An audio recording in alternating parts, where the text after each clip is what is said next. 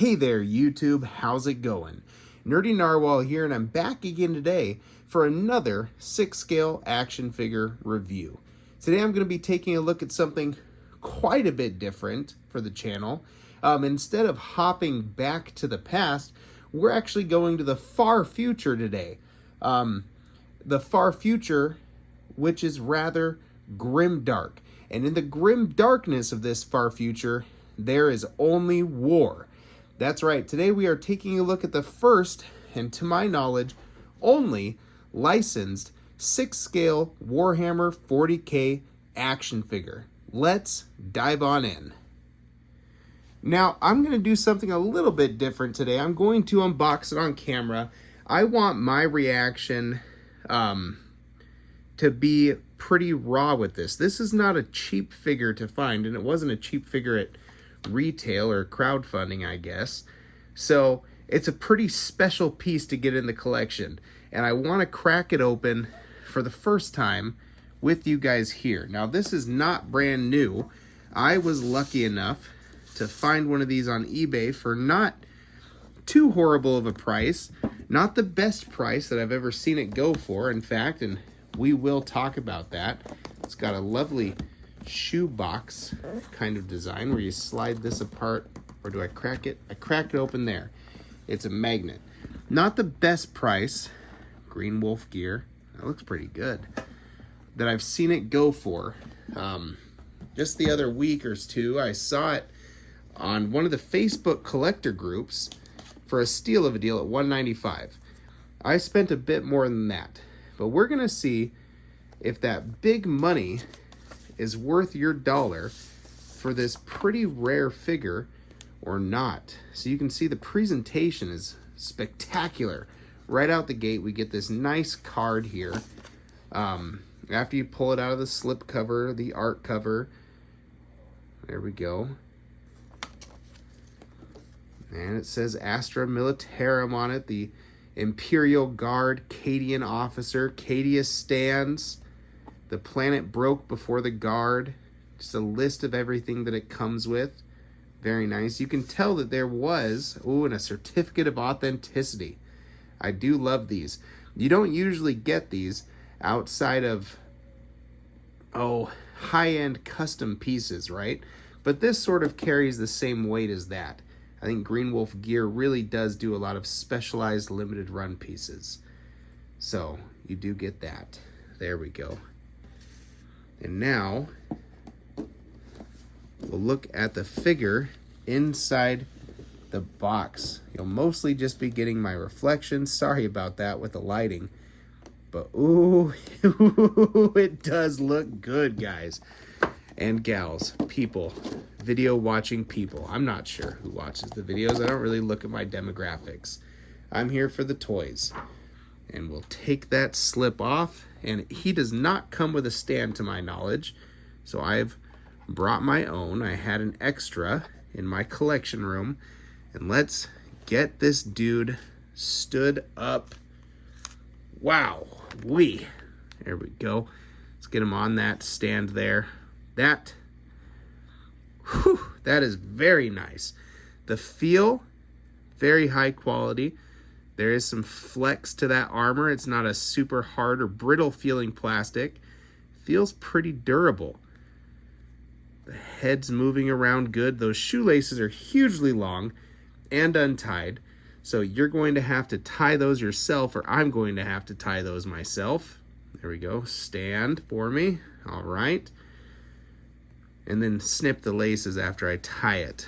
As you can see, he comes wearing his power gauntlet, and he has that cyborg eye. Oh, the details are spectacular. I'm already getting really antsy to dive in for the close-up for the review and give some more refined thoughts. And that mane, there we go. We've got that nice little hat. We have a right hand.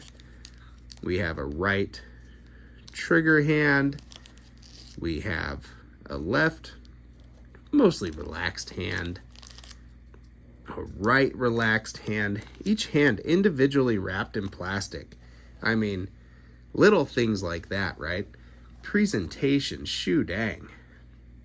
And we have a right open hand for that awesome power gauntlet there.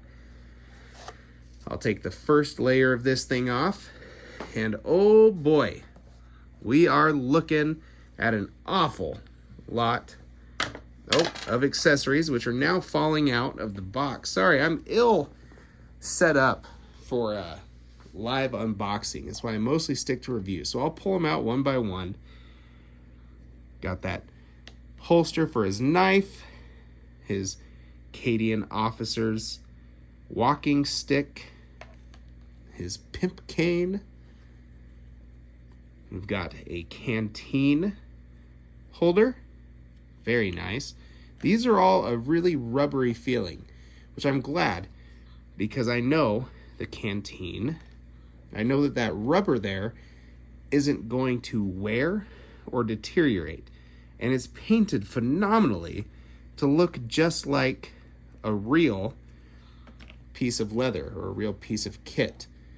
We've got his las pistol. Whew. Oh, I can't wait to hop into the close-ups. These things are sweet. This looks like a little communications device. Yes, a little walkie. Another holster. Beautiful. Probably the most iconic weapon to 40k, I would think. There's the bolters, but you know you're dealing with 40k when you get that chain sword. Holy Toledo. And to have one in 6 scale, this is a moment for me, you guys. Whew. That is sweet.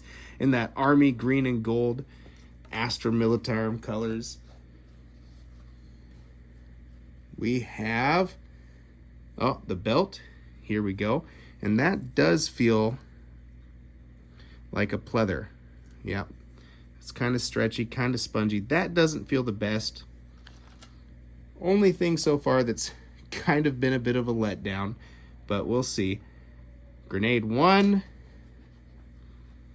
grenade number 2, and finally the knife. And that's everything you get with the main figure. This is the expansion kit, the upgrade. We're going to put that away from now, and we will touch back on that in the end. I'm going to get this guy posed up and looking pretty, and we will be right back. All right, YouTube, we are back. And from this point on, this is going to be a lot more like one of my typical 6-scale action figure reviews. However, this is anything but a typical 6-scale action figure. One accessory I forgot about when unboxing was this neat little chain necklace. His little insignia here looks wonderful. And now we are full speed ahead. Let's start off with just a quick look at the value of this figure's aesthetics. Let's come in a bit closer, really get at some of the details in this lighting. Now, I do apologize a little bit. Normally I rely on some good solid backlighting coming from behind me, some natural light in these reviews. It is late at night here. I didn't want to waste a minute. As soon as this guy was dropped off on my door, I had to dive in and check it out. So that's what I'm doing. And whoa, the details, they do not disappoint. All of the expert weathering all throughout this figure here. On the weapons, the skin itself. This guy has seen some shit. And it shows. I'm going to go ahead and say that presentation, shelf presence of this guy is a 10 out of 10. Now, as I anticipated, as it took me about, whoa, what time are we at now? Probably about 30 minutes or so to set this guy up. The belt is definitely the weakest link of the figure. I will most likely end up replacing just the cloth material of the belt, not the clip, anything else. The pouches, those are all wonderful, but the belt itself is kind of a stretchy, not real leather feeling piece of material. And I did not appreciate that quite so much. It does look fine though, and it does fit the look of the rest of the figure quite nicely. So aesthetically, I do not mind it. Functionally, it's just not my favorite feeling material. So I'll probably end up replacing that at some point. Everything else though, I really cannot complain about this figure at all. The body used here feels like a pretty standard Damn Toys body in terms of articulation, and what gave that away is the length of that wrist peg. Damn Toys uses these super long wrist pegs. The joints, they're not the tightest joints that I've ever had on a 6 scale figure, and I may even at some point end up replacing the body with World Box bodies. There's thin shouldered ones, the double jointed World Box bodies. Those are usually my go-tos for customs. And that body would have no issues with the weight of that chain sword. See, the wrist that's the weak spot of that body. But really, it holds onto it pretty good. So when I say weak points, I'm speaking as someone who spent an egregious amount of money to get this guy in his collection, not somebody who got this for under $200 in a Facebook group, a steal of a deal, or someone who purchased this through the Kickstarter originally. There's a few things I like to tinker. If you're new to the channel, that's news to you. If you're not new, then you know that I like to tinker. So I'll probably replace that belt material. I'll probably replace that body. I'm not going to have to do anything with the paints though. Shoo-wee. That is head to toe just a beautiful, beautiful, phenomenal figure. And maybe you would have no issues with the belt or the body, right? That's just a peculiarity. Some collectors have preferences, and that's mine. Oh, but anyways, I digress. Aesthetically, this piece is absolutely beautiful, gushing with Warhammer goodness and bringing it straight to my displays. Shoo-wee. Now let's get in to the functionality. All right, talking about articulation now. I'm going to move a couple of things, right? That certificate of authenticity, some of these accessories that we already looked at when I did the unboxing. Look at that up close. Sweet. All right, on to articulation. I'm going to neutralize that pose a little bit, get them into something a bit more neutral. There we go. So this is going to be your standard 6 scale body. That head is a separate piece from the neck. He can look up on that joint about that much. He's going to look down about that much. The collar does get in the way a little bit. No big deal. He's going to turn left, turn right, just as much as you need without hindrance. Those arms are going to come up to about 90 degrees at the shoulders, and that Damn Toys body is a few years old now, starting to get a little bit loose at the shoulders there. So that's a good point to note if you're like me and thinking about a body swap. Big double jointed elbow, no issues there. The arm is going to be able to rotate up about that much, relatively unhindered by that shoulder joint, which is nice. He's going to have no problem getting in to a pose with that laser pistol out in front of him, blowing a hole in some Tyranids. There we go. Your wrist joint is going to be a standard 6 scale wrist joint, which is going to allow you to hinge up and down, as well as rotate all around. So there is that for you. coming into the torso, let's take him off that display base. Okay, it seems like there might be some hindrance from that armor, but it's cut right underneath that diaphragm. So I wonder, yep, we're going to be able to get a little bit of push forward and back at the diaphragm. Most of the bending forward is going to happen at the hips though. Speaking of those hips, that leg is going to kick up all the way, relatively unhindered, and a huge double jointed knee bend. Very nice. And your standard 6 scale ankles on that double ball joint. He's going to be able to pose quite a bit.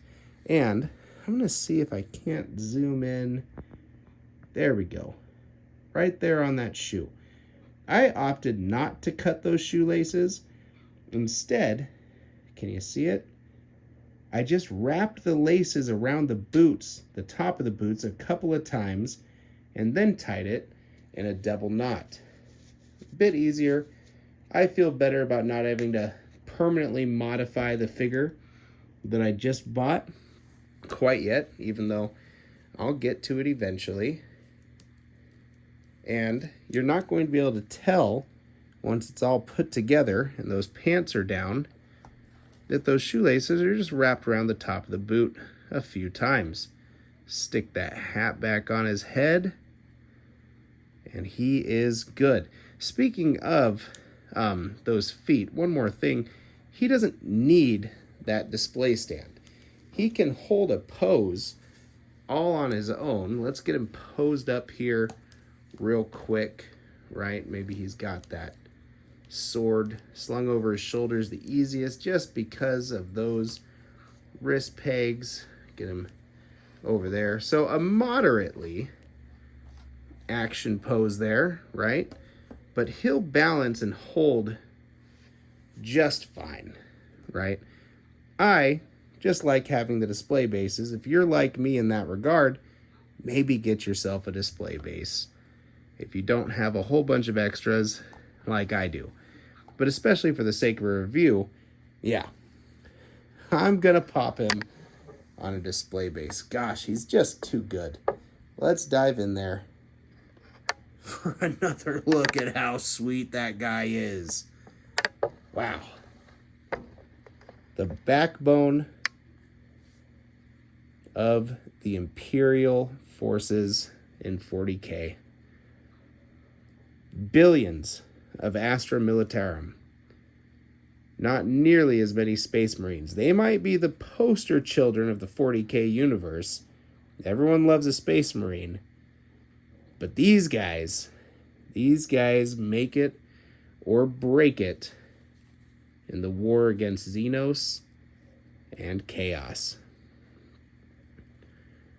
Without them, there is no humanity in the grim darkness of the far future. Alrighty, we've looked at aesthetics, we've looked at the accessories, we looked at articulation. What else is there? Oh, that's right, because we decided to wait on it. We have a whole nother box to open up. This is the expansion kit, the bonus kit that came with the figure from the Kickstarter. And most of the time, when you see this figure out in the wild, it is going to come with this kit. But just in case, I would double check with the seller, if you do end up going after this piece, that it is included. And what do we get here? We get this marvelous helmet, right? As you know, the main figure here is an officer, a Cadian officer. But this helmet will allow you to convert that soldier or that figure into more of your standard grunt type soldier. And if that wasn't enough, we get a whole nother head sculpt. This time, more of a regular humanoid looking head sculpt. No crazy cybernetics going on. It's a little less grimdark, but this sculpt is made specifically for going inside of that helmet. Look at that chiseled jaw. This guy, shoot. He has the aesthetics of a G.I. Joe, right? But for a very different, older type of collector now. But that's just a dude's dude, a manly man. And boom, pop that head sculpt right into the helmet there. Easy peasy, no problem. And having a whole second head sculpt would be enough for me to recommend this as an awesome figure. But there is more. He comes with another iconic 40k weapon, a power sword. And this piece is awesome. Beautiful, with a really, really solid metallic sheen to the blade, and just a hair's kiss of blue running up the blade. You can feel it crackling with energy and vibrance. Golden handle. This is not the kind of power sword that you're going to see on your standard Space Marine. This is something that a regular human could more likely wield. And it comes with that cuff there, which you would slide up onto the forearm. There we go. There's the Aquila on there. Double-headed eagle. Beautiful. That's a nice rubbery little bit right there too. It feels sturdy. I'm not worried about that breaking ever. But also, nor do I think it will hinder articulation, which is important. And for the end of the review, as we transition towards the closing statements, I figured we would also transition into using some of that expansion kit. What an awesome looking kit. And now, he is your standard Cadian infantryman, a soldier. One thing I will say, while all of these molded armor pieces do feel exceptionally sturdy and well built, I'm not worried about breaking them at all. You do want to be careful with that little antenna sticking up there, don't you? It feels metal, but I could see this, if treated roughly, snapping off either there at the base of the plastic. So that is something to keep in mind. Yeah, what else is there to say? It's a marvelous figure. I would like to go in one more time just to look at the nitty-gritty details of this first head sculpt here.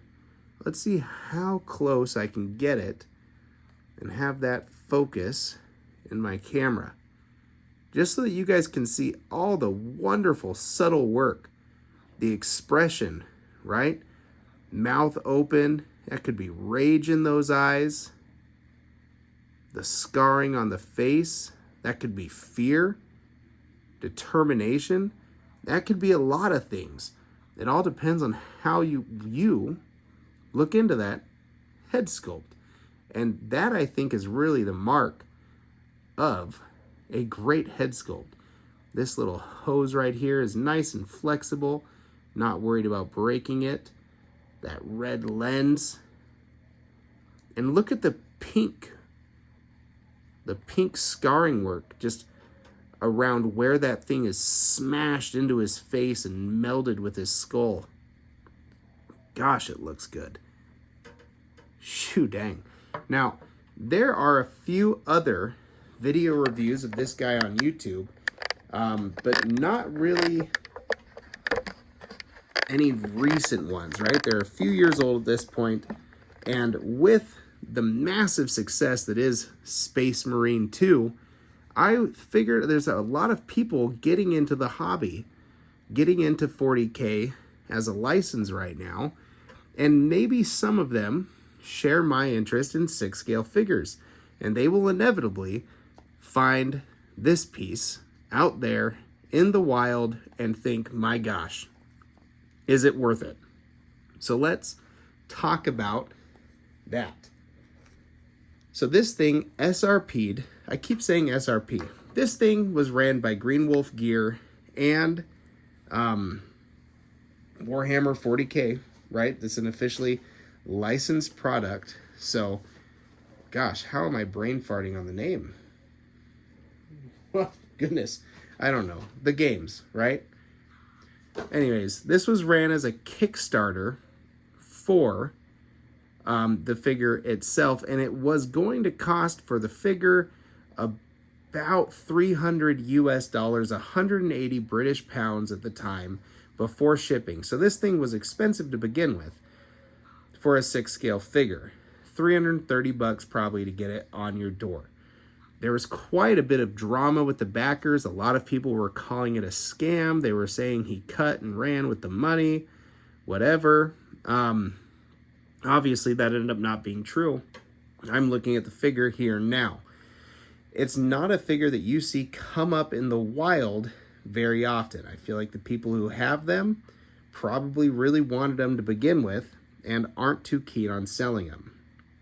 Like I said, a few weeks ago, in one of the Facebook groups, there was one that sold in a heartbeat for under $200.